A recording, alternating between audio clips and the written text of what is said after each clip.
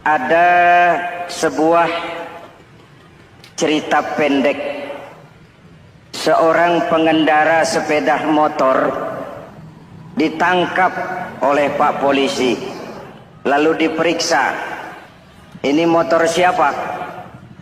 Pinjam Pak. Helm? Pinjam. SIM? Pinjam. Kata Pak Polisi, tidak boleh begini.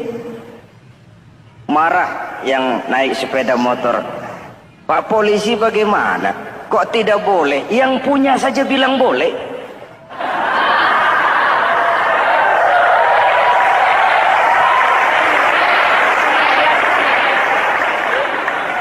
Cerita ini memberikan gambaran bagaimana masyarakat kita sekarang cenderung memboleh-bolehkan diri sendiri, melahirkan permissive society.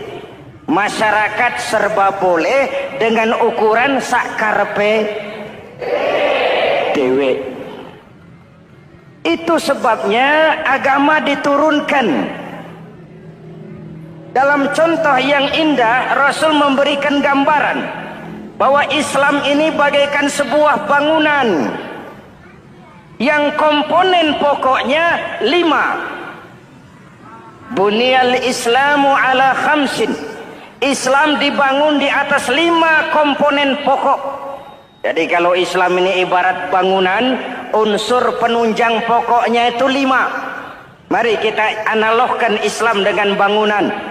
Kalau saudara akan membangun rumah, sebelum pasang tiang, pasang genteng, pasang jendela, apa yang lebih dulu dibangun? Fondasi. Kalau Islam ibarat bangunan, fondasinya adalah syahadatu an la ilaha illallah wa anna muhammadar rasulullah. Ini fondasi. Jikalau kuat fondasi, aman bangunan. Jikalau rapuh fondasi, lentur dan luntur bangunan. Maka kuat atau tidak kuatnya bangunan Islam kita bergantung kepada keyakinan dasar tadi, fondasi. Saya bersaksi tidak ada Tuhan selain Allah, artinya saya tidak akan menyembah kecuali hanya kepada Allah. Orang yang benar fondasinya beres sujudnya. Kalau saya yakin tidak ada Tuhan selain Allah, saya tidak akan minta rezeki kecuali hanya kepada Allah. Orang yang benar fondasinya, giat bekerjanya, jauh dari tipu menipu, jauh dari renten, jauh dari riba, jauh dari korupsi, jauh dari judi. Keyakinan memberikan warna terhadap bentuk kepribadian. Kalau saya yakin tidak ada Tuhan selain Allah, saya tidak akan pernah takut kecuali hanya kepada Allah. Saya tidak akan melarikan persoalan kecuali hanya kepada Allah. Saya tidak akan menggantungkan hidup kecuali hanya kepada Allah. Saya tidak akan minta tolong kecuali hanya kepada Allah. Meresap ke dalam jiwa. Untuk keyakinan seperti ini, orang-orang tua kita dahulu berlinang air mata, bersimbah darah, bahkan berkorban nyawa, melaksanakan hijrah untuk mempertahankan keyakinan. Ini intan paling mahal dan ini mutiara paling berharga.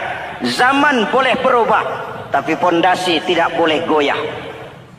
Masa boleh berganti, tapi pondasi jangan sampai mati. Karena iman kita hidup, untuk iman kita berjuang, dan dalam iman kita ingin kembali menghadap Allah Subhanahu. Masih ingat cerita tentang Bilal? Masih?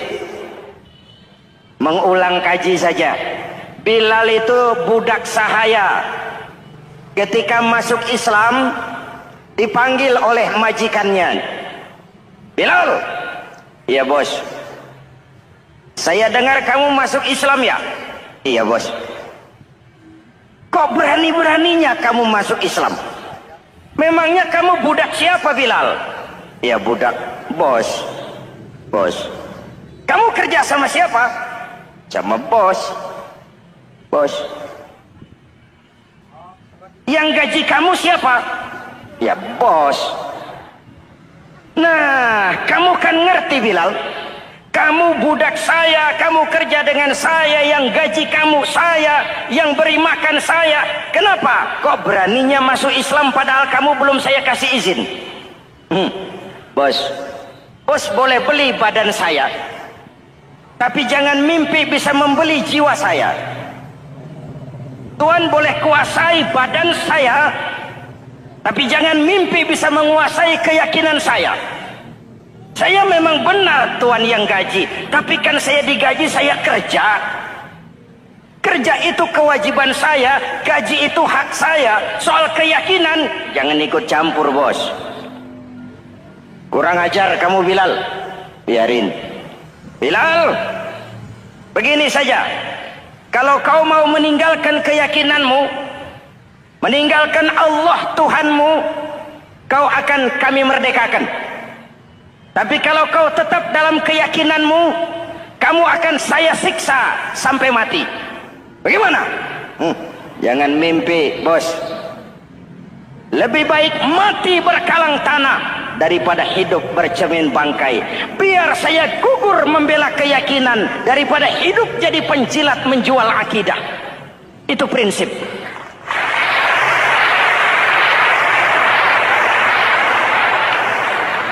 Gendeng kamu. Ayo, siksa. Tangannya diikat, dihimpit dengan batu berat, dijemur dengan terik matahari padang pasir, terkelupas kulitnya, mengalir darah dari sekujur badannya, pecah bibirnya. Ayo Bilal, tetap bertuhan Allah dan kau akan mati di sini, atau kembali ke agama lama, kau jadi merdeka. Dari bibir yang pecah itu cuma keluar Allahu Ahad. Bilal budak badannya, merdeka jiwanya, maka namanya ditulis dengan tinta emas dalam sejarah.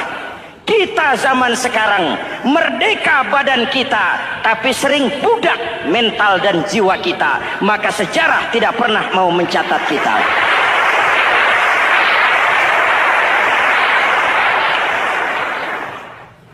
Masyarul muslimin yang saya cintai, fondasi sudah. Lalu apa lagi? Mulai memancangkan tiang. Tiangnya 5. Ada tiang namanya zuhur, asar, maghrib, subuh, isya. Tetapi agar bangunan menjadi kuat, ada tiang-tiang tambahan. Namanya rawatib dan nawafil. Rawatib itu ba'diyah atau qobliyah, nawafil itu di luar itu. Agar bangunan menjadi kuat, dibentuk pribadi lewat sholat. Apa filsafatnya? Pertama, sholat itu simbol penyerahan total kepada Allah. Kita ini sudah kontrak. Innallaha astara minal mu'minina anfusahum wa amwalahum bi anna lahumul jannah. Allah telah membeli dari orang-orang mukmin diri mereka, harta mereka, bagi mereka adalah surga. Penjual kita orang beriman, pembeli Allah, dagangannya amwal dan anfus, harganya adalah surga. Jelas? Penyerahan total itu dimulai dengan takbiratul ihram. Shalli fardal isya, Allahu akbar. Arahkan mata ke tempat kita sujud. Jangan lupa kalau sudah di atas, lupa dengan yang di bawah. Sudah jadi genteng, petatang peteteng di atas. Lalu bilang, merasa capek sendiri, kata genteng kepada tiang. Tiang, kamu sih enak, kata genteng. Saya setengah mati di atas. Kehujanan, kepanasan, kadang-kadang anak-anak nakal saya disambitin. Kata tiang, saudara genteng, ngomong jangan sembarangan ya. Kamu kira kamu bisa nongkrong dan nangkring di atas, itu gara-gara siapa genteng? Kan saya yang sokong dari bawah. Kamu jadi pejabat tinggi, jadi anggota ini, anggota itu. Kami rakyat yang angkat, jangan sudah di atas kami ditekan. Jangan agama dijadikan topeng untuk kepentingan pribadi. Berpolitik untuk kepentingan agama, ayo. Tapi menjual agama untuk kepentingan politik, itu yang merusak agama.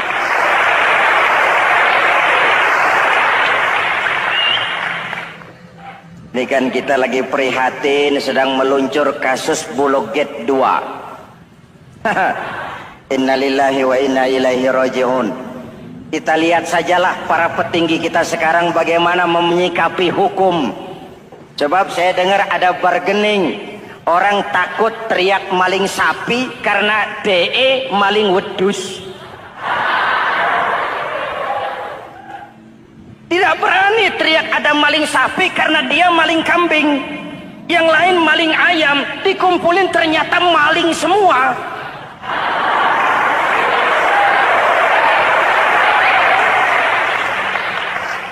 Hadirin yang saya hormati, ini melukai rasa keadilan. Oleh karena itu sholat mengajarkan kepada kita, dalam posisi berdiri, lihat tempat sujudmu. Jangan menteleng terus ke atas, lalu lupa dari mana kita berangkat. Itulah maknanya tawadhu, rendah hati, tidak melonjak angkuh dan sombong. Ada sebuah hadis Rasulullah bersabda, "Idza aradallahu biqaumin khairan." Apabila Allah menginginkan kebaikan kepada satu bangsa, apabila Allah menginginkan kebaikan kepada satu kelompok rakyat, walla alaihim hulama'uhum, maka yang naik jadi pemimpin adalah orang-orang yang santun, orang-orang yang lemah lembut, bukan orang yang menggunakan kekerasan dan tiran. Sedikit-sedikit main pecat, itu terlambat lahir. Mestinya lahir di zaman Hitler, mestinya lahir di zaman Benito Mussolini, atau kalau mau lebih klasik lagi di zaman Fir'aun. Kalau Allah menginginkan kebaikan kepada satu masyarakat, satu bangsa, satu negara, naiklah orang-orang yang santun, yang ngayomi, yang menjadi solusi dan jalan keluar untuk kepentingan rakyatnya, mampu memberikan keteladanan. Saya tertarik dengan pidato Presiden Cina pada saat dilantik. Cina, Presiden Cina pasti tidak tahu Pancasila, pasti tidak kenal Islam, tapi pidato pelantikannya, berikan saya 100 peti mati, yang 99 akan saya pakai buat koruptor, yang satu akan saya pakai sendiri kalau kamu lihat saya tidak benar. Luar biasa. Yang diperlukan sekarang ini keteladanan, hulama'uhum, sikap ngayomi, mencari jalan keluar, bukan memamerkan kekuasaan, memamerkan kekuatan, arogansi, menghormati perbedaan. Itu ciri demokrasi. Lalu waqadha bainahum ulama'uhum, yang memutuskan hukum adalah pakarnya, ulamanya, mengambil keputusan secara profesional sehingga rakyat beroleh apa yang namanya kepastian hukum, merasa hidup terlindungi, aman dan nyaman. Lalu yang ketiga, wa ja'alal mala fi askhiyaihim, peredaran harta, pergerakan ekonomi berada di tangan orang-orang yang pemurah, yang tidak mau kaya sendiri, tidak mau senyum di atas penderitaan orang lain, menari di atas bangkai saudaranya. Hadirin yang saya hormati, ini cirinya. Tapi sebaliknya kata Nabi, wa idza aradallahu biqaumin syarran, apabila Allah menghendaki kejelekan, keburukan bagi satu bangsa, walla alaihim sufaha'uhum, yang naik jadi pemimpin orang-orang durjana, orang-orang kurang ajar, tapi dipoles dengan topeng yang bagus. Hei, hei, ini musim topeng. Musim apa? Topeng. Topeng itu apa perlunya? Menyembunyikan wajah asli. Sekarang ini Dracula berwajah Arjuna. Ini musim topeng. Kita rakyat harus hati-hati dan punya filter, mampu memilah dan memilih.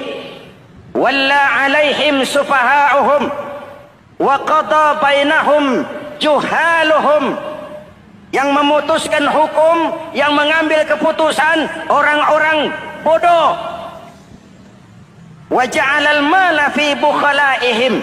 Peredaran harta, peredaran ekonomi jatuh di tangan orang-orang yang bakhil, yang tidak punya konsep menciptakan kemakmuran yang merata bagi seluruh rakyat Indonesia.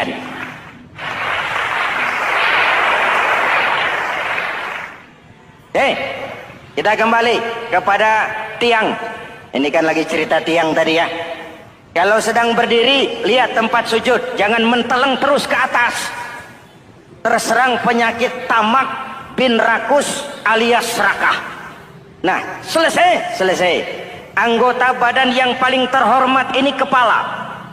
Ketika sujud, sama rendahnya dengan telapak kaki. Allahu Akbar, yang besar cuma Allah.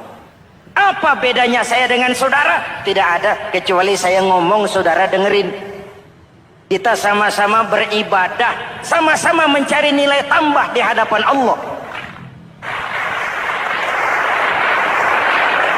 Apa saya lebih penting dari saudara? Belum tentu. Apa saya lebih hebat dari saudara? Belum tentu. Perasaan lebih penting, lebih hebat, lebih jago setan. Jelas? Ayo tundukkan kepala. Dia sama rendahnya dengan telapak kaki kita. Yang besar cuma Allah. Allahu Akbar. Lalu diakhiri dengan menebarkan salam. Assalamualaikum warahmatullah. Assalamualaikum warahmatullah. Menebarkan salam, mewujudkan rasa aman, damai, bukan menimbulkan keresahan. Hadirin yang saya hormati, ini karakteristik kita. Selesai sholat, kembali ke masyarakat, ajaran salam diterjemahkan. Apa? Rasulullah Sallallahu Alaihi Wasallam bersabda, "Ufsus salam, wasilul arham, wa at'imut ta'am, wa sallu bil laili wan nasu niyam, tadkhulul jannata bisalam." Pertama, ufsus salam, tebarkan salam. Tebarkan salam itu bukan cuma kalau ketemu orang, Assalamualaikum, Assalamualaikum. Iya, itu zahirnya. Tetapi hidup di tengah masyarakat memberikan rasa aman, rasa damai, menjadi pengayom bagi lingkungan, menjadi rahmah bagi semesta. Dalam Islam jangankan manusia, binatang saja dilindungi kok. Betul? Betul? Coba kalau belajar istinja itu kan makruh buang air kecil di tanah yang berlubang. Kenapa? Pertama, melindungi binatang yang ada dalam lubang. Siapa tahu di lubang yang saudara kencingi ada semut sedang rapat. Membahas Bologet jilid 2. Apa dosanya lalu mati dikencingi? Ini namanya rahmatan lis semut. Binatang saja dilindungi. Ada hadis, kalau kamu menyembelih hewan, sembelilah dengan cara yang terbaik. Jangan menyembelih ayam dengan pisau tumpul. Ini ajaran apa? Ajaran tentang peri kebinatangan. Rahmatan, memberikan rahmah, salam, keselamatan dan kedamaian kepada masyarakat lingkungan. Itu misi seorang muslim.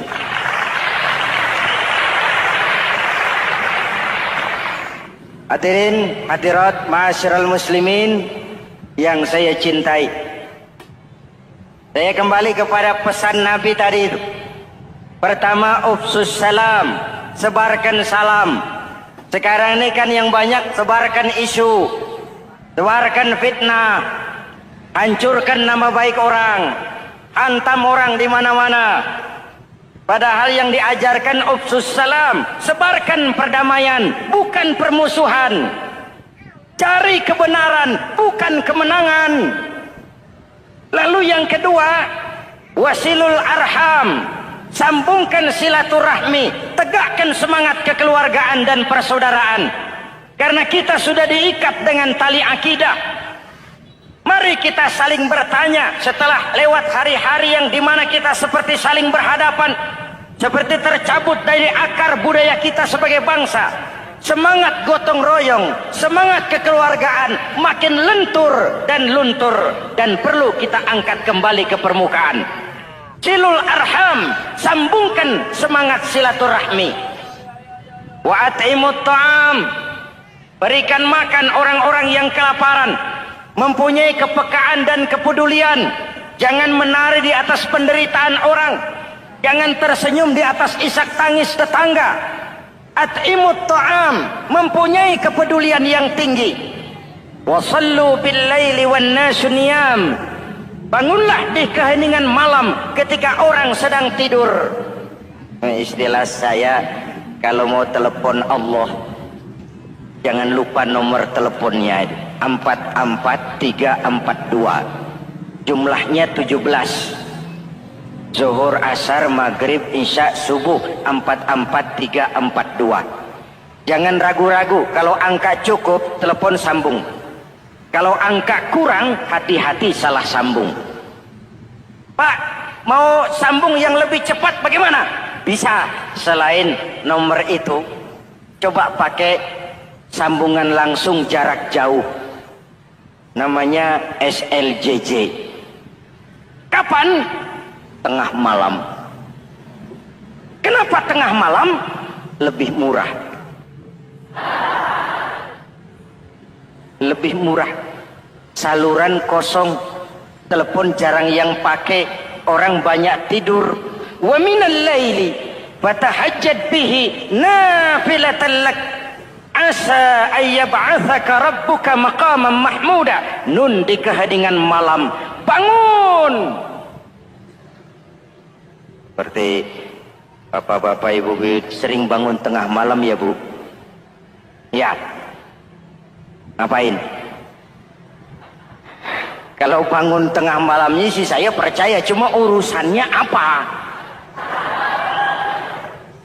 Kira bangun tengah malam mau tahajud, malaikat sudah mau nulis, cuma buang air kecil, tidur lagi. Hampir salah tulis saya.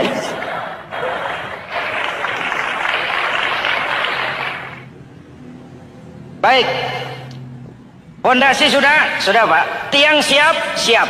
Lalu apa lagi? Nah, rumah itu supaya ada batas, perlu pagar, dinding, tembok. Yang jadi batas, dinding, tembok, puasa.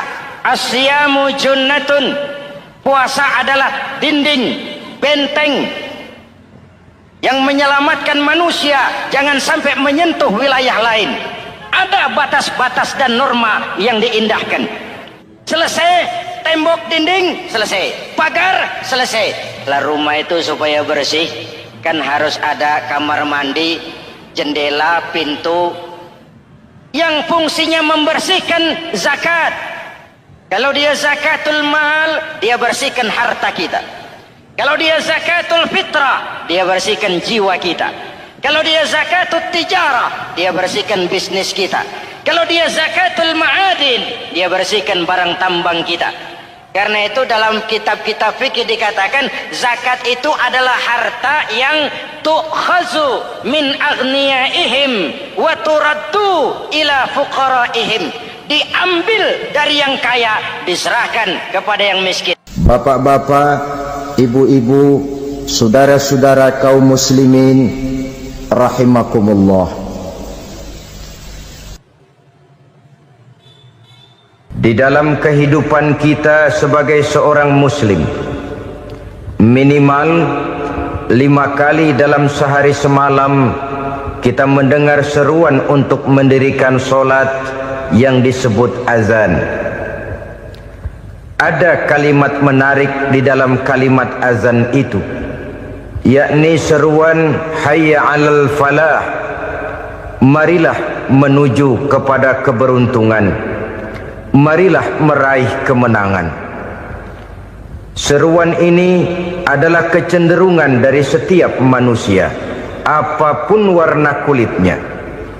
Artinya, setiap orang dalam hidup selalu ingin meraih dan mencari kemenangan. Kemenangan akan melahirkan kepuasan batin, dan kepuasan batin memberikan kebahagiaan. Sedangkan kekalahan melahirkan penderitaan batin, dan penderitaan batin menjerumuskan seseorang di dalam berbagai bentuk kerugian. Jikalau inilah seruan azan, maka masalahnya ialah apa yang menyebabkan kita meraih kemenangan. Al-Quranul Karim memberikan tuntunan dan ajaran kepada kita bahwa orang-orang yang memperoleh kemenangan itu tidak lain adalah orang-orang yang bertakwa. Hanyalah mereka yang bertakwa kepada Allah Subhanahu wa ta'ala pada akhirnya akan tampil sebagai pemenang.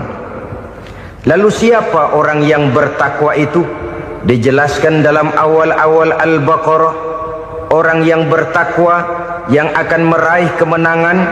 Pertama, allazina yu'minuna bil ghaib, yaitu orang-orang yang beriman kepada yang gaib, percaya bahwa ada alam yang gaib, alam yang abstrak, alam yang tidak bisa dijangkau oleh salah satu daripada panca indera kita.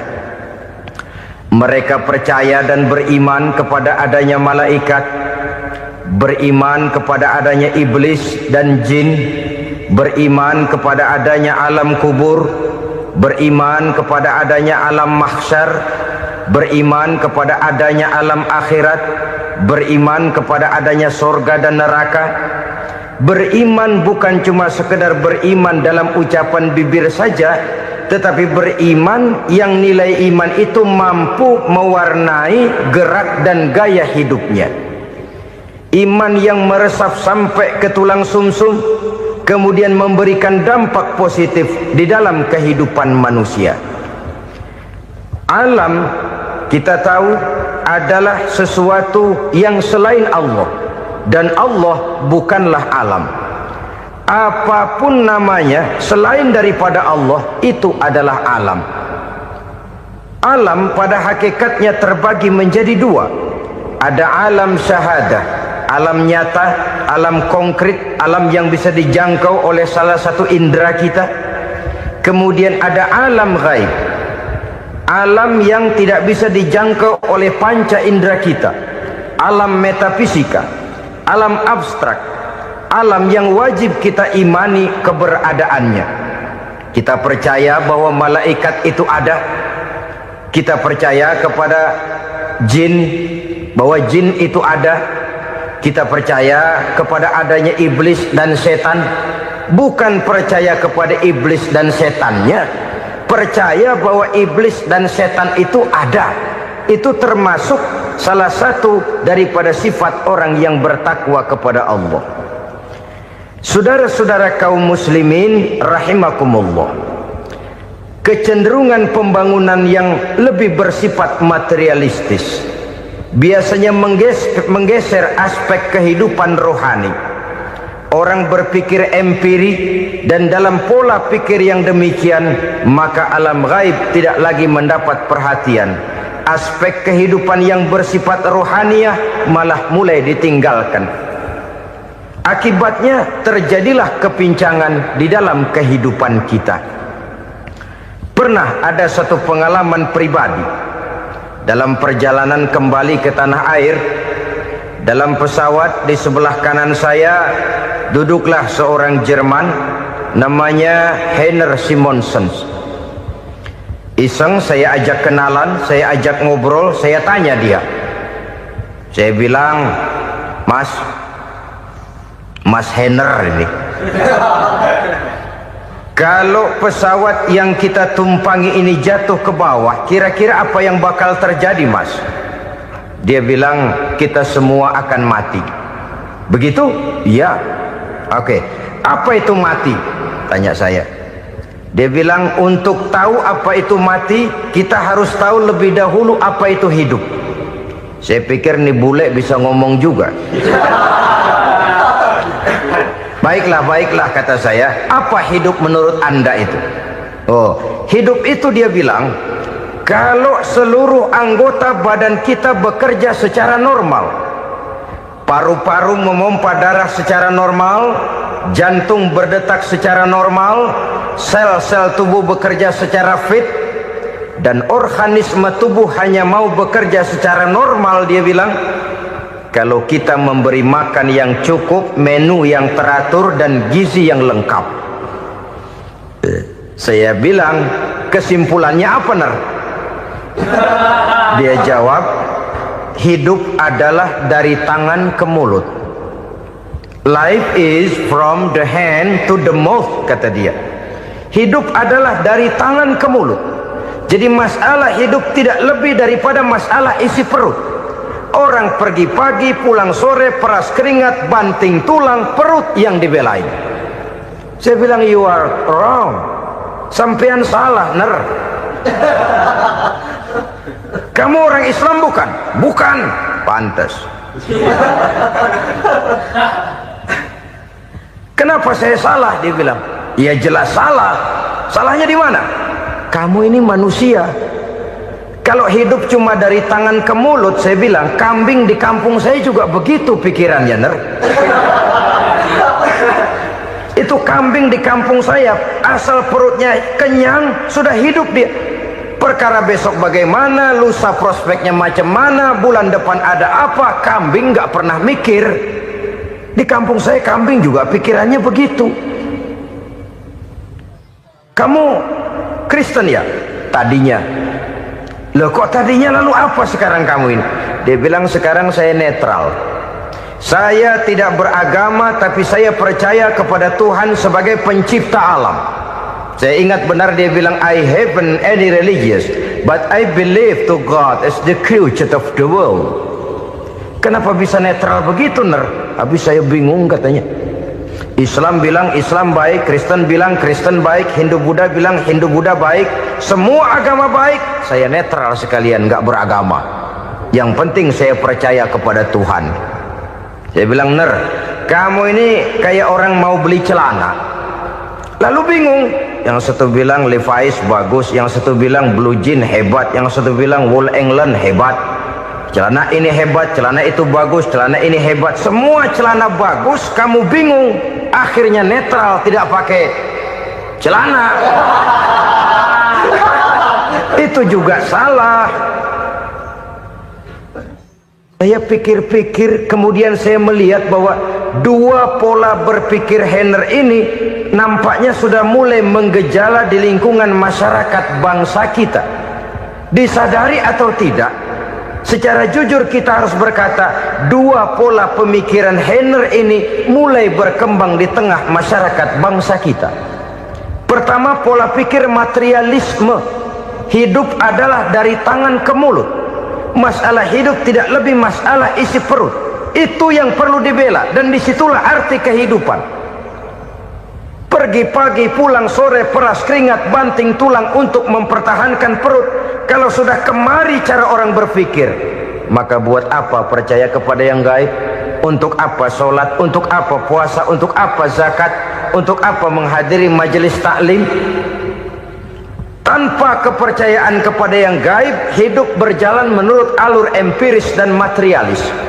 Kalau sudah ke sana cara orang berpikir, biasanya orang lalu cenderung menghalalkan segala cara.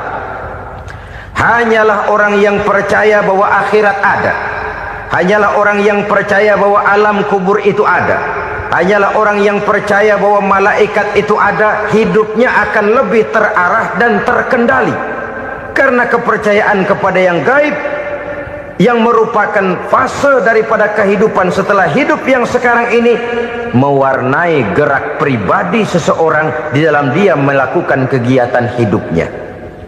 Pola berpikir materialisme, disadari atau tidak, mulai menggejala di lingkungan masyarakat bangsa kita. Hidup tidak lebih dari urusan tangan ke mulut, mulut ke tangan, tangan ke mulut. asal perut sudah kenyang, hiduplah sudah. Perkara bagaimana prospek hari yang akan datang, bagaimana akhirat, tidak jadi persoalan. Ini yang oleh Nabi diperingatkan, ad-dunya sijnul mu'min wa jannatul kafir.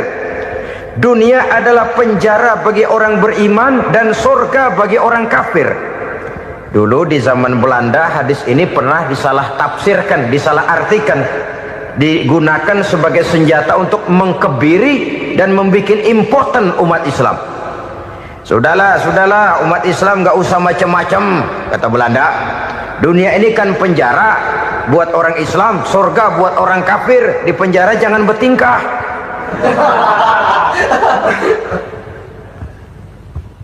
Pengertiannya tidak begitu.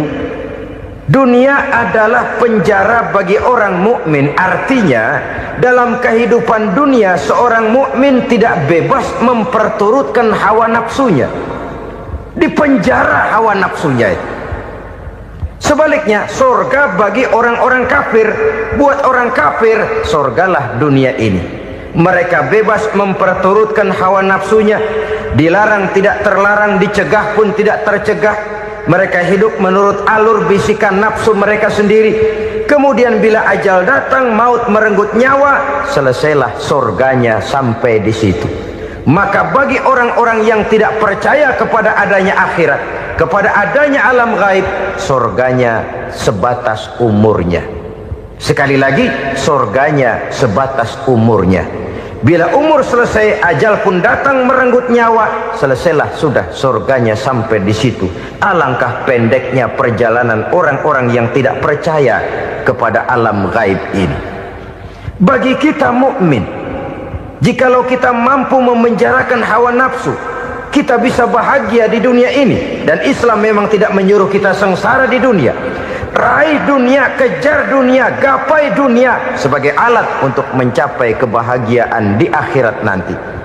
Hidup adalah satu perjalanan panjang yang terbentang sejak kita terlahir dari alam rahim sampai kepada alam akhirat nanti. Andai kata kita gagal meraih kebahagiaan di dunia, toh kita masih punya akhirat. Tapi jangan jadi dalil yang melemahkan semangat. Biarin dah kita di dunia kebelangsak, yang penting akhirat. Akhirnya dunia benar-benar kebelangsak. Bagaimana dunia ini bisa kita raih, dan bagaimana meraih dunia untuk menunjang kepentingan akhirat nanti. Yang kedua, dari pikiran Heiner yang saya lihat menggejala di lingkungan masyarakat bangsa kita, timbulnya manusia-manusia netral. Seolah-olah Tuhan yes, agama no. Sama Tuhan percaya, agama ogah. Tuhan ngangguk, giliran agama godeng. Padahal hampir dalam setiap ayat dalam Quran, kata-kata amanu biasanya bergandeng dengan wa amilus sholihat. Iman dan amal soleh. Ini sebagai isyarat Tuhan dan agama jangan pernah dipisah-pisah. Apabila kita bertuhan, maka kita harus beragama. Apabila kita beragama, maka agama itu harus bersumberkan dari Tuhan yang kita imani itu. Tidak mungkin kita pisah, Tuhan yes, agama no. Sama Tuhan percaya tapi agama bikin sendiri.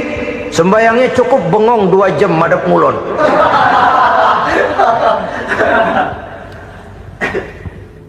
Saudara-saudara kaum muslimin rahimakumullah.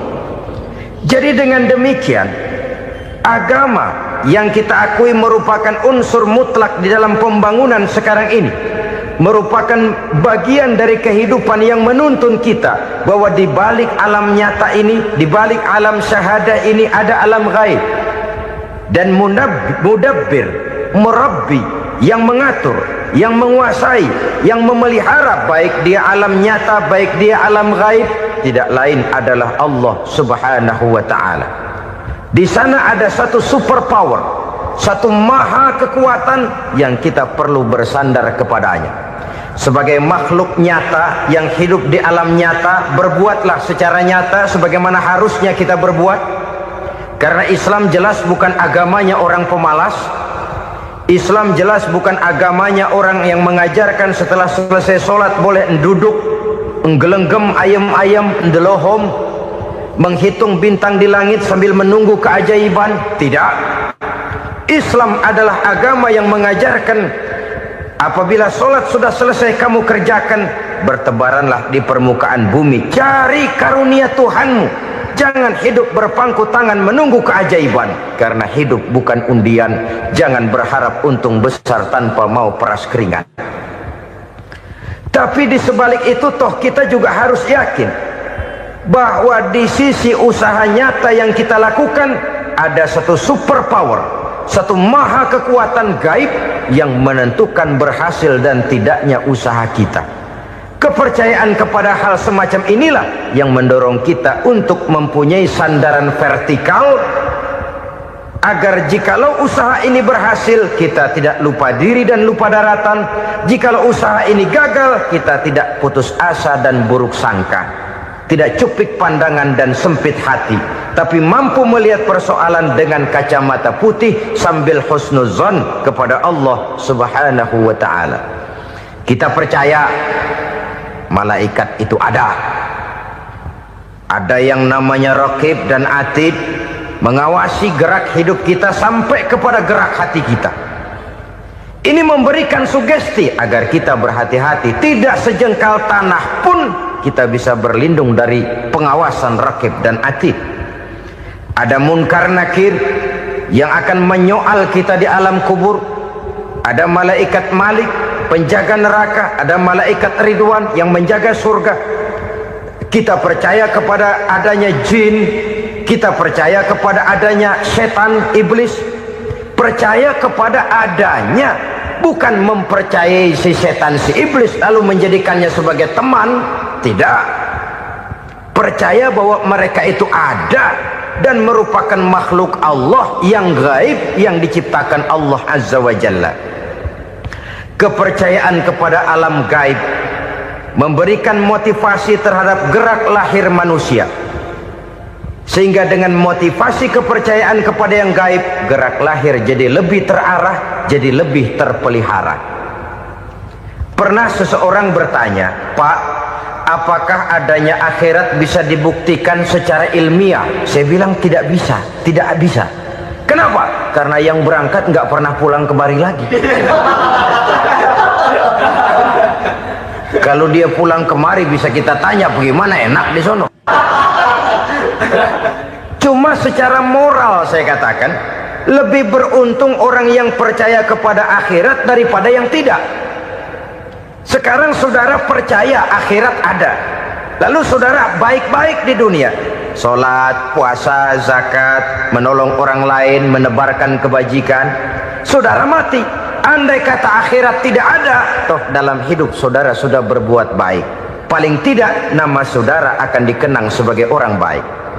Sebaliknya, saudara percaya, kata saya, bahwa akhirat tidak ada, lalu hidup semau-maunya, tenggelam dalam maksiat dan munkarat, menentang Allah, tidak mau ruku dan sujud, lalu saudara mati, kemudian akhirat ada, ayo mau apa? Bekal tidak punya. Jadi secara moral lebih beruntung orang yang percaya kepada adanya akhirat daripada yang tidak percaya. Dan itu alam gaib yang tidak bisa dibuktikan secara eksat. Jangankan untuk membuktikan seperti itu, dalam kehidupan sehari-hari saja yang kita rasakan tidak selalu berbentuk toh. Angin, bagaimana sih bentuknya angin? Kita tidak tahu. Merah, buktinya kalau dikerok merah. Yang merah itu kulit, yang kulit kita bukan anginnya. Sakit, rasa sakit itu ada, tapi bagaimana bentuk sakit kita nggak pernah tahu. Kalau kita makan cabai pedas, bagaimana bentuk pedas itu tidak ada, tapi rasa ada.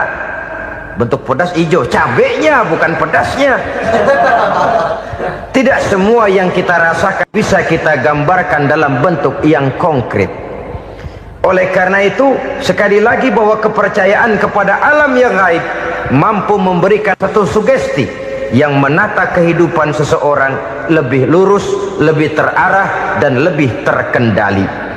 Maka wajar kalau kepercayaan kepada yang gaib mengantarkan seseorang untuk meraih kemenangan. Kenapa? Dia percaya kepada yang gaib, bahwa akhirat ada, bahwa alam kubur ada, bahwa pertanggungan jawab itu ada. Maka dia lalu tidak hidup saenae udele dewe gitu loh. Tidak hidup menurut seleranya sendiri, terarah, teratur. Ini cirinya yang pertama. Orang bertakwa yang akan meraih kemenangan, mereka beriman, mereka percaya kepada yang gaib. Bahkan hal-hal konkret saja selalu berangkat dari yang gaib. Saudara-saudara, para remaja, para pemuda sekarang ini tidak pernah tahu toh siapa yang akan jadi teman hidup saudara. Kita bisa saja ngerancang, mentargetkan, tapi toh akhirnya yang namanya jodoh bukan kekuasaan kita.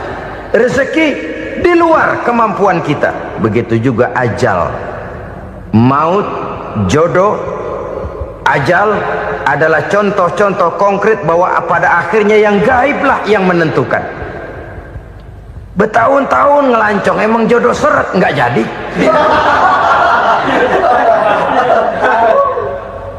Begitu kenal baru setengah malam nginep ditangkap hansip kan. Hal-hal semacam itu kadang-kadang kita berpikir suuzon, gilet, perempuannya cakep banget, lakinya rebek amat. Memang begitulah jodohnya. Memang begitulah jodohnya. Saudara hadirin ma'asyiral muslimin yang saya hormati, jadi hal-hal yang konkret saja kita yakini sepenuhnya ditentukan oleh satu superpower yang gaib itu tadi. Dari sanalah segala ketentuan itu berangkat dan kesanalah segalanya akan kembali. Maka kepercayaan kepada yang gaib meluruskan gerak hidup seseorang dan itu akan mengantarkan dia kepada meraih kemenangan. Satu. Yang kedua, wa yuqimuna shalah. Orang bertakwa yang akan meraih kemenangan itu adalah orang-orang yang mendirikan sholat. Kenapa sholat mengantarkan orang untuk meraih kemenangan? Yang jelas, inna sholata tanha anil fahsya'i wal munkar. Sholat mampu mencegah manusia dari perbuatan keji dan munkar. Banyak filsafat hidup yang terkandung di dalam sholat ini. Sejak kita wudhu sampai kita menghadap ke arah kiblat, sampai kita melakukan gerak-gerak sholat, bacaan-bacaan yang ada di dalam sholat, lalu sampai kepada mengucapkan salam. Banyak filsafat hidup yang terkandung di dalam sholat. Umpamanya saja, setelah takbiratul ihram mulai kita dengan sholat dalam posisi berdiri, diajarkan dalam kitab-kitab fikih agar kita melihat ke arah tempat sujud. Ini kan filsafat kehidupan. Kalau kamu sholat dalam posisi berdiri, lihat tempat sujud.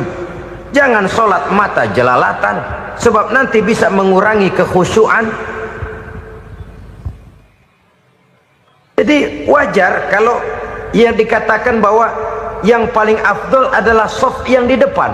Kenapa? Secara harfiah pengertiannya akan lebih mengundang kekhusyuan. Kenapa? Kalau kita di shaf paling depan di masjid umpamanya paling banter kita lihat tembok. Tapi kalau kita shaf di tengah atau di belakang, orang-orang di depan kita pun akan kelihatan. Yang bajunya loreng, yang bajunya genggang, yang bajunya macam-macam. Kita lihat, kadang-kadang kita pikirin, ada yang bajunya bolong. Kita sholat tapi dalam hati, nih orang bajunya robek yang nggak tahu apa. Ada saja hal-hal yang mengusik kekhusyuan kita. Oleh sebab itu diajarkan dalam posisi berdiri, lihat, arahkan pandangan matamu kepada tempat sujud. Ini kan filsafat kehidupan. Maksudnya apa? Kalau lagi diri lihat dong tempat sujud. Kalau udah di atas ingat dong sama yang bawah. Kalau sudah tinggi ingat dong dari mana kamu berangkat. Kalau sudah berkuasa bantu dong yang lemah. Kalau sudah kaya santuni dong yang miskin. Kalau sudah alim bimbing dong yang awam. Ini filsafat kehidupan. Dalam posisi berdiri kau lihat tempat sujud. Ini akan melahirkan kepekaan sosial di mana seseorang mau tahu kepada orang lainnya. Bagaimanapun kaya kita, tinggi pangkat dan jabatan kita, jikalau hidup hanya untuk kepentingan perut sendiri saja, rasanya belum membawa manfaat di dalam kehidupan kita. Tapi efek yang tertinggi sesungguhnya, solat mencegah manusia dari perbuatan keji dan munkar. Perbuatan keji dan munkar, walaupun kelihatannya mendatangkan uang, membawa keuntungan, tapi itu keuntungan semu, keuntungan sementara. Dengan menipu orang lain kita bisa dapat untung, tapi tidak membawa berkah, dan itu adalah kerugian besar dalam kehidupan kita. Maka untuk meraih kemenangan harus dimulai dengan membentuk kepribadian yang tegar, memiliki sandaran vertikal yang langsung kepada Allah Subhanahu wa ta'ala, dan itu hanya bisa kita tempuh melalui jalur ibadah formal yang sudah ditentukan Allah, yakni solat yang 5 waktu. Untuk memperkuat itu ada solat-solat sunnah, rawatib, nawafil sebagai terminal kontrol cadangan untuk memelihara stabilitas temperatur batin di dalam kita berhubungan dengan zat yang maha gaib, yaitu Allah Subhanahu wa ta'ala. Orang sering bertanya, Pak, itu tetangga saya nggak sholat, duitnya nggak habis-habis, Pak. Nggak sholat tapi mobilnya tambah terus, nggak sholat tapi usahanya makin maju. Tapi di sisi lain ada orang yang rajin sholat, rezekinya butak bener, anaknya mana kurus, mana korengan. Saudara hadirin ma'asyiral muslimin rahimakumullah, harus saya katakan bahwa solat memang bukan untuk cari duit. Solat adalah sandaran vertikal kita kepada Allah. Sedangkan soal rezeki itu berkaitan dengan sifat Allah maha pengasih dan maha penyayang. Allah maha pengasih, siapapun dikasih kalau mau usaha. Allah maha penyayang, tidak semua orang disayang oleh Allah Azza wa Jalla. Dan belum tentu banyak harta itu merupakan nikmat. Mungkin juga istidraj. Artinya istidraj itu dikasih tapi diambulin, kalau bahasa Betawinya itu. Dikasih tapi diambulin, itu bukan merupakan nikmat sesungguhnya, lebih merupakan azab dari Allah Subhanahu wa ta'ala.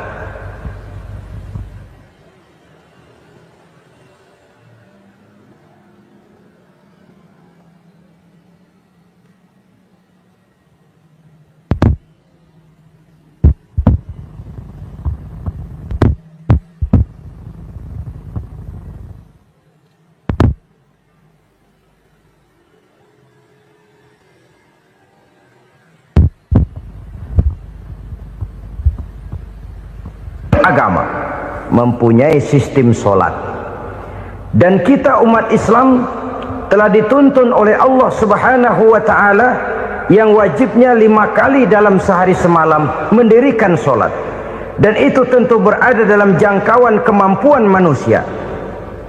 Pada awalnya barangkali kita memang merasa solat itu satu kewajiban, tapi semakin kita hayati makna, manfaat dan filsafat yang terkandung di dalam ajaran solat, semakin sampai kita kepada keyakinan bahwa solat adalah keperluan kita. Sehingga pada waktu tertentu dinilai puncaknya, kita tidak lagi akan berkata saya wajib solat, tapi kita akan berkata saya perlu solat. Kalau kita sudah merasakan itu adalah keperluan kita, nah di sanalah kita baru akan merasakan ruginya kalau hal itu tidak kita laksanakan. Sepanjang kita masih berkata saya wajib sholat, kita akan lebih merasakan dia sebagai beban ketimbang sebagai keperluan. Yang jelas Allah tidak memerlukan ibadah yang kita laksanakan ini. Dengan kata lain, andai kata satu dunia penuh ini orang tidak ada yang sholat satu pun, Allah tidak akan turun dari jabatan Tuhan. Jangan lalu berpikir kalau kita ngambek se-RW kagak sembahyang Tuhan tekor kali ini ya. Tentu tidak. Itu perlunya kita, bukan perlunya Allah. Dan pada induknya kita akan berkata saya perlu agama. Kalau secara induk kita sudah memerlukan agama, maka konsep-konsep yang ada di dalam ajaran agama itu pun adalah juga merupakan keperluan kita. Baik dia bernama sholat, baik dia bernama puasa, baik dia bernama zakat, baik dia bernama haji, seluruhnya adalah keperluan kita. Dan sesuatu yang kita perlukan apabila tidak kita laksanakan akan melahirkan kerugian di dalam kehidupan. Jangan heran kalau kita membaca riwayat perjalanan hidup para salafus soleh, orang-orang soleh. Ada yang tahajud sampai 100 rakaat, ada yang sholat malam kakinya sampai bengkak. Kita sekalinya bengkak biri-biri.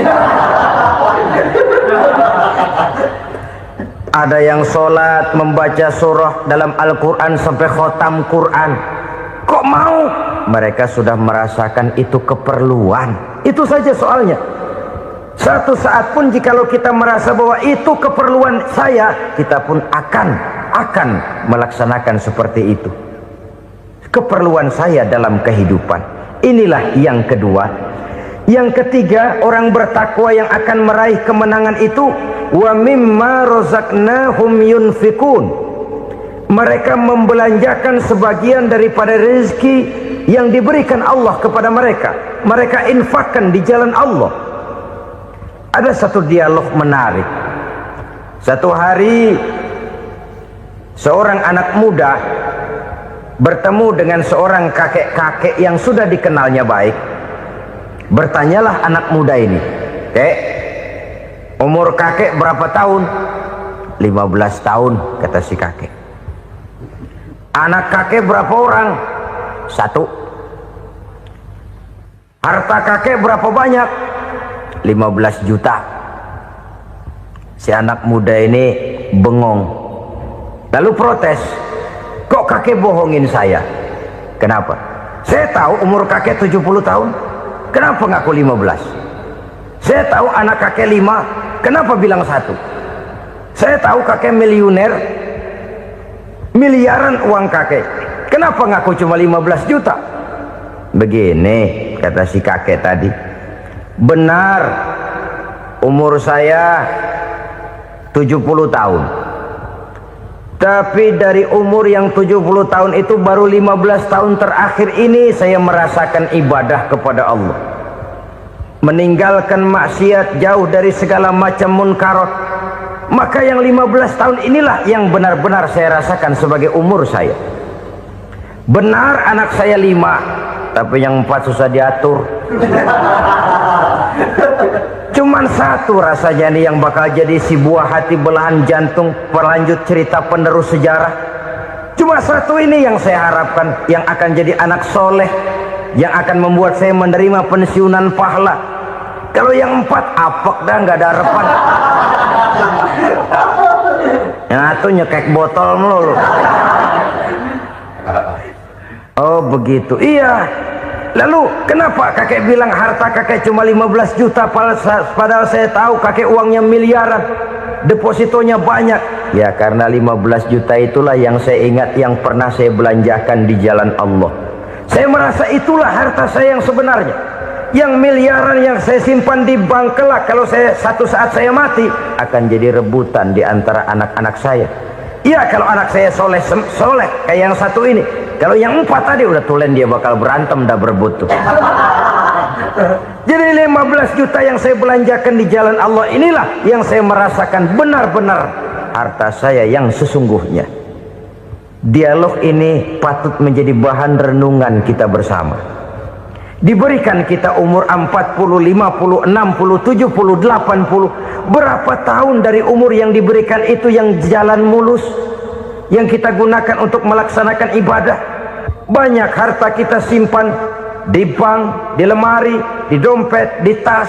Tapi berapa yang sudah kita depositokan di jalan Allah yang akan menemani kita di hari kita kembali nanti? Maka orang bertakwa yang akan meraih kemenangan, wa mimma razaqnahum yunfikun. Mereka membelanjakan sebagian dari rezeki yang diberikan Allah di jalan Allah subhanahu wa ta'ala. Ma'asyiral muslimin rahimakumullah. Zahirnya memang kita memberikan kepada orang lain, tapi hakikatnya kita menyimpan untuk diri kita sendiri. Kita memberikan kepada yatim piatu 25.000, zahirnya kita memberikan si yatim, hakikatnya kan kita cuma nyimpan.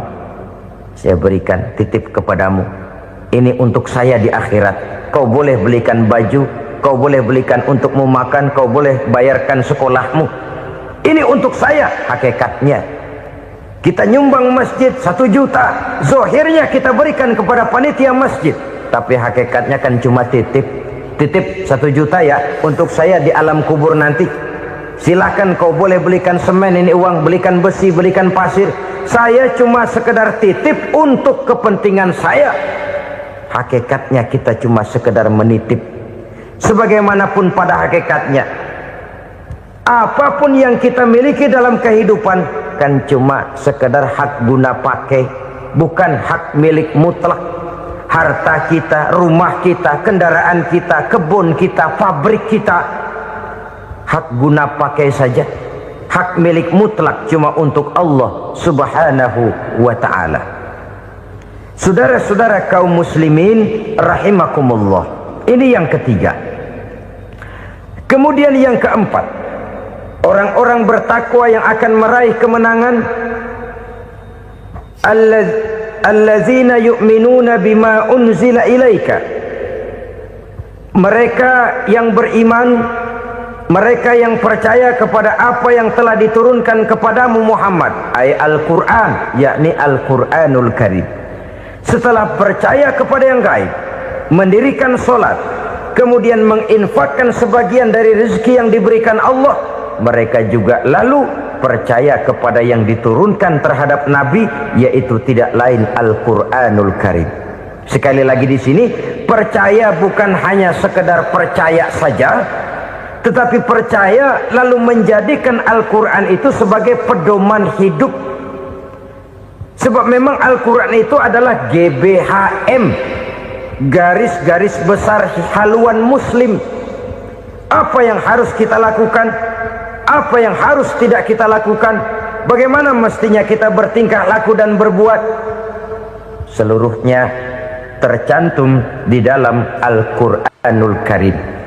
Itu sebabnya ketika satu hari Aisyah ditanya bagaimana akhlak Rasul, beliau menjawab, kana Rasulullah sallallahu alaihi wasallam khuluquhul Quran.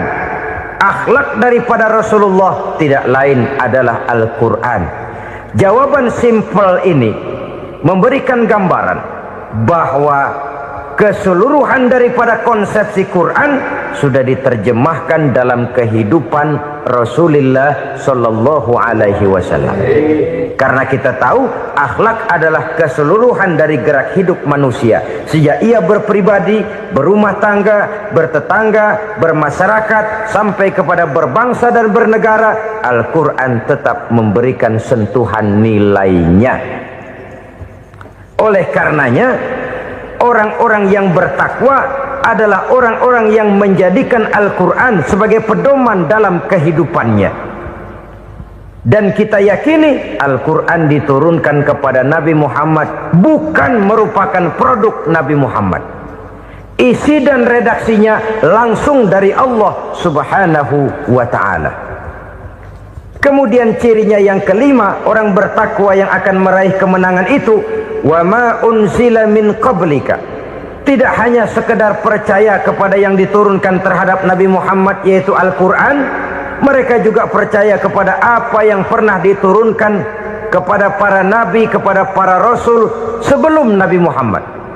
Percaya kepada adanya suhuf, percaya kepada adanya Taurat, percaya kepada adanya Injil, percaya bahwa Allah dahulunya sudah menurunkan Taurat kepada Musa, percaya bahwa Allah sudah menurunkan Injil kepada Isa, percaya Injil ada, Taurat ada, diturunkan Allah untuk Isa dan Musa, tetapi tidak wajib mengamalkannya karena kita sudah diberikan Al-Quranul Karim. Ini yang perlu saya garis bawahi. Kita percaya Allah telah menurunkan Injil dahulu kepada Isa. Kita percaya bahwa Allah telah menurunkan Taurat dahulunya kepada Nabi Musa. Kadang-kadang ini dijadikan dalih, dikacaukan pengertiannya.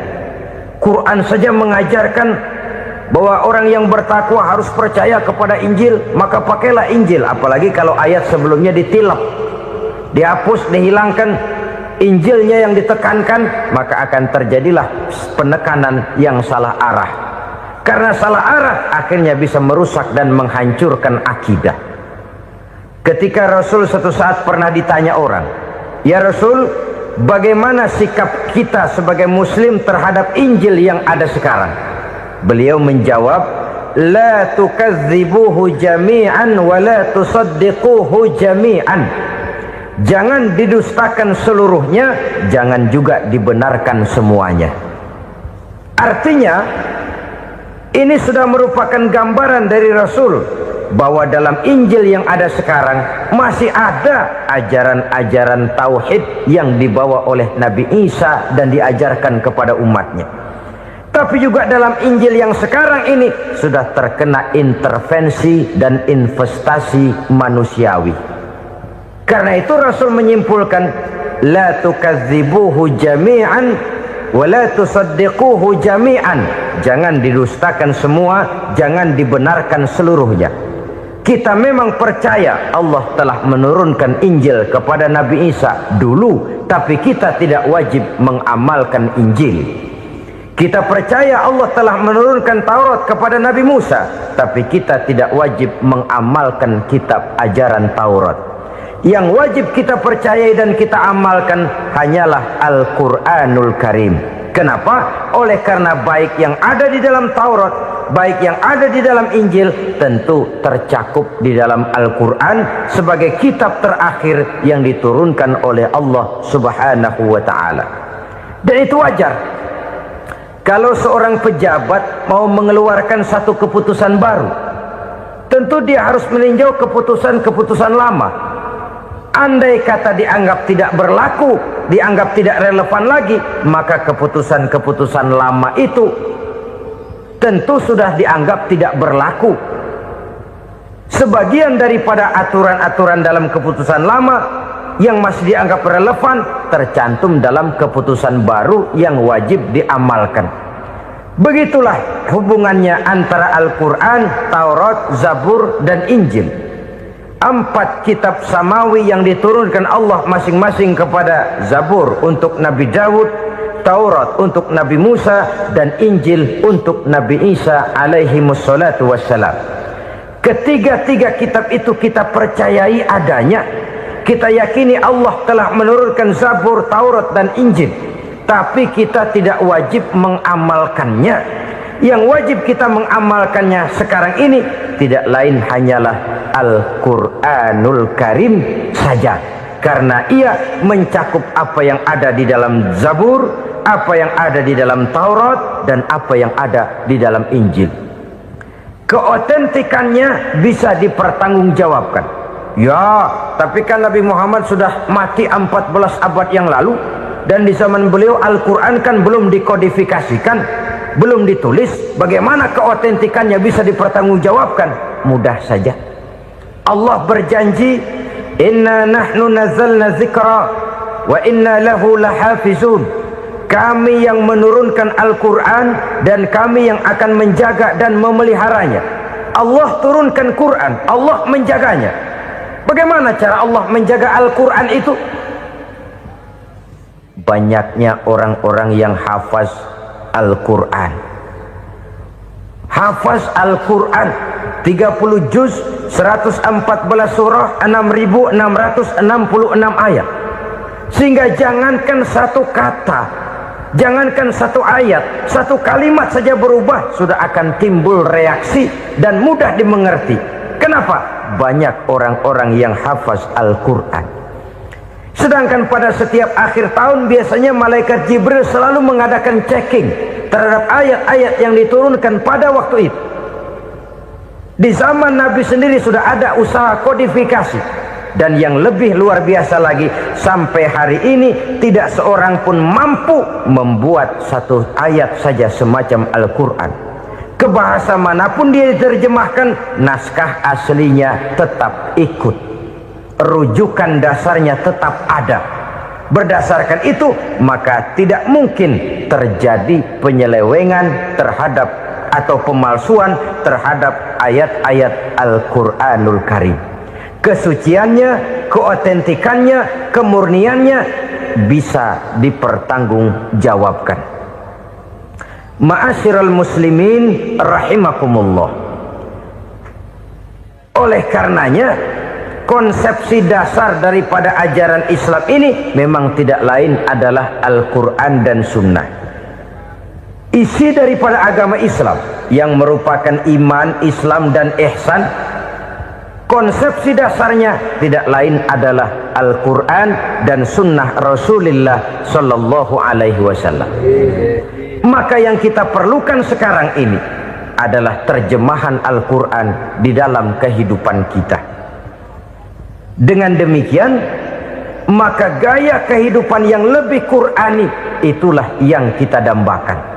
Kita perlu memang terjemahan Quran dalam bahasa Inggris, dalam bahasa Belanda, dalam bahasa Jepang, tapi yang lebih kita perlukan adalah terjemahan Quran di dalam kehidupan kita. Konsekuen, tidak memanipulasi, ringan sama kita jinjing, berat sama kita pikul. Jangan kalau lempengan ayat Quran tuh kira-kira enak diamalin, keras teriakan kita. Giliran kira-kira ayat Quran itu mukul kepala kita sendiri, diam kita. Itu ciri yang pernah disindir Allah dalam awal-awal Baqarah juga. Ciri beragamanya orang yang munafik. Kullama adha'a lahum masyawfih, kata Allah. Wa iza azlama alaihim qamu.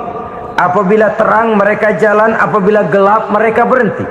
Artinya, kalau kira-kira di Islam nguntungin, rame-rame pada teriak Islam. Tapi ketika diminta untuk berjuang, ketika dituntut untuk berkorban, rame-rame mengundurkan diri. Nasib agama tidak ubahnya seperti daun pisang yang dikait orang di tepi jalan lantaran tak berpayung di ketika hari hujan. Manakala hujan usailah sudah, daun itu pun dicampakkan di tepi jalan, diinjak pula orang nan lalu. Artinya, orang menjadikan agama cuma sebagai lipstick, decoration only, tidak konsekuen. Hanya pada saat-saat kelihatannya Islam membawa keuntungan, rame-rame orang teriak-teriak tentang Islam. Tapi jikalau diminta berjuang, jikalau dituntut untuk berkorban, biasanya rame-rame juga mengundurkan diri. Jangan heran kalau mayoritas hitungan kita, tapi minoritas peranan kita. Kuantitas kita dalam jumlah, tapi dalam kualitas kita lebih sering jadi penonton daripada jadi pemain. Padahal itu sangat tidak boleh terjadi. Umat Islam di Indonesia harus bangkit. Umat Islam di Indonesia harus sadar akan keberadaannya. Tidak boleh hanya jadi penonton berpangku tangan. Karena memang agama kita juga mengajarkan untuk konsekuen di dalam menjabarkan ajaran-ajaran daripada agama kita. Kita sering jatuh menjadi umat yang lemah. Oleh karena kita ini tidak pandai menggalang kebersamaan yang diakibatkan tidak konsekuennya kita. Diistilahkan bahwa umat Islam di dalam menggalang kebersamaannya itu harus seperti orang main sepak bola. Saudara-saudara kan tahu orang main sepak bola itu. Orang main sepak bola, kalau pertandingan belum dimulai sih silakan saja kumpul di luar lapangan, atur strategi yang baik. Tapi kalau pertandingan sudah dimulai, turun ke lapangan hijau, jangan kumpul terus. Ada sepak bola gotong royong, mundur-mundur rame-rame, depan ke depan kumpul melulu mainnya. Kalah. Orang main sepak bola itu ya harus ada penyerang tengah, harus ada penjaga gawang, harus ada strikernya, harus ada kiri luarnya, kanan dalamnya yang jadi backnya. Posisi boleh bermacam-macam, tapi yang penting saling ngoper untuk menggolkan gawang lawan. Begitulah umat Islam ini. Boleh ada yang jadi pejabat, boleh ada yang jadi pengusaha, boleh ada yang jadi petani, silakan ada yang jadi seniman, ada yang jadi penyair, ada yang jadi artis sekalipun. Tapi kalau sudah berhasil menguasai bola, jangan lupa operannya. Operan itu yang langka. Kita ini muslim kadang-kadang kalau sudah memegang menguasai bola, kalau belum mau mampus, belum mau ngoper, Nanti kalau sudah nggak punya bola baru mau ngoper. Kalau sudah dengar-dengar mau dekat pensiun baru mau jihad, baru mau berjuang, baru mau ngurus pesantren. Tanda tangan sudah tidak laku, memo sudah tidak dihargai, baru mau berjuang. Kemarin kemana mas? Kita tidak pandai memanfaatkan posisi. Dengan kata lain, kalau kembali kepada persoalan kita, konsekuensi kita terhadap agama yang kita anut ini belum ideal. Kita masih lebih sering berislam ini pada saat-saat yang menurut perhitungan kita membawa keuntungan. Tapi kalau diminta berjuang, dituntut berkorban, yang itu pun hakikatnya adalah untuk kepentingan kita juga. Allah tidak pernah menuntut kita untuk jihad bagi kepentingan Allah, itu tidak. Berjuang menegakkan agama Allah, apakah untuk kepentingan Allah? Tidak, untuk kepentingan kita. Sebab nilai-nilai jihad itu pada akhirnya akan membawa kita kepada suatu kebahagiaan. Setidaknya kalau tidak di dunia, tentu di akhirat sebagai syahid. Oleh karena itu, pada bagian akhir ini saya ingin mengajak, marilah kita konsekuen. Sekali kita berkitabkan Al-Quranul Karim, mari dia kita jadikan pedoman. Jangan cuma kita jadikan sebagai penghias dinding, pelengkap rumah, bahwa di rumah kita ada Al-Quran, tapi yang baca kecoa. Habis pada bolong tuh Quran. Yang penting kan punya Quran. Ditaruh di pintu rumah, biar apa? Biar kuntilanak kagak masuk katanya. Ya apa itu nasib Quran, cuma kerjanya jaga pintu, ngusir kuntilanak, ngusir memedi. Bagaimana kita hidup menurut tuntunan Al-Quran? Kadang-kadang tidak pernah menjadi masalah bagi kita. Maka bagaimanakah Al-Quran akan mungkin membawa keberkahan dalam hidup kalau ajarannya kita injak-injak dalam keseharian kita? Mewujudkan gaya hidup yang lebih Qurani, itulah yang akan kita rintis di dalam kehidupan kita, bertahap, step by step, menurut kemampuan yang ada pada kita. Jika jalan ini tidak bisa kita selesaikan, percayalah akan ada generasi penerus yang akan melanjutkan usaha dan cita-cita mulia itu. Jadi percaya kepada Taurat, percaya kepada Injil, sekadar percaya Allah dahulunya sudah menurunkan itu, tapi kita tidak wajib mengamalkannya. Kenapa? Generasi Injil masa berlakunya sudah kedaluarsa. Taurat masa berlakunya sudah kedaluarsa. Injil pernah berlaku untuk orang Nasrani di zaman Nabi Isa. Taurat pernah berlaku untuk orang Yahudi di zaman Nabi Musa. Setelah generasinya berlalu, datang Rasul penutup yang membawa Al-Quranul Karim, maka Al-Quran itulah yang berlaku menjadi pedoman sampai hari akhir nanti. Jangan jauh dari Al-Quran, karena apabila ini kita lakukan, maka kita akan kembali kepada satu gaya hidup yang jauh dari tuntunan agama, dan itu artinya kita akan semakin jauh untuk meraih kemenangan. Saudara-saudara kaum muslimin rahimakumullah. Yang keenam, yang terakhir, orang-orang bertakwa yang akan meraih kemenangan itu wabil akhirati hum yuqinun. Mereka percaya, mereka yakin seyakin-yakinnya akan adanya hari akhir, di mana seseorang akan mempertanggungjawabkan seluruh perbuatannya di dalam hidup ini, dan tidak ada satu perbuatan yang bagaimana kecilnya sekalipun yang tersembunyi dalam pandangan manusia yang tidak akan dibukakan persoalannya di mahkamah Qadi Rabbul Jalil di akhirat nanti. Itulah sebabnya maka percaya kepada akhirat disebut secara khusus. Padahal di awal tadi sudah dijelaskan yu'minuna bil ghaib, percaya kepada alam gaib, dan alam gaib ini termasuk akhirat. Kenapa pada bagian akhir disebut lagi akhirat? Karena ternyata bahwa kepercayaan kepada adanya akhirat merupakan induk dari kepercayaan terhadap adanya malaikat, setan, jin dan lain sebagainya, dan akan lebih memberikan sugesti dalam kehidupan manusia untuk meluruskan gerak hidupnya. Jikalau satu saat tergerak hati akan berbuat kejahatan, ingin mencuri, sadarlah, awas, ada akhirat. Sebab kalau kita cuma teriak awas ada polisi, itu cuma tertunda sementara. Begitu polisi meleng, embat. Kalau kita ingin berbuat jahat cuma berteriak awas ada hansip, cuma sementara ketika hansip itu ada. Tapi kalau ceritanya awas ada akhirat, mau menyeleweng awas ada akhirat, mau berjudi awas ada akhirat, mau mencuri awas ada akhirat. Keyakinan yang akan meluruskan gerak hidup manusia sehingga gerak itu jadi lebih terarah dan terkontrol, tidak merugikan baik diri sendiri lebih-lebih orang lain. Ternyata bahwa kepercayaan kepadanya adanya hari akhirat sanggup menjadi sumber daya kontrol dari kehidupan manusia sehingga ia tidak terjebak dalam perbuatan maksiat dan munkarat. Saudara-saudara kaum muslimin, inilah saja yang kita bicarakan pada pertemuan kali ini.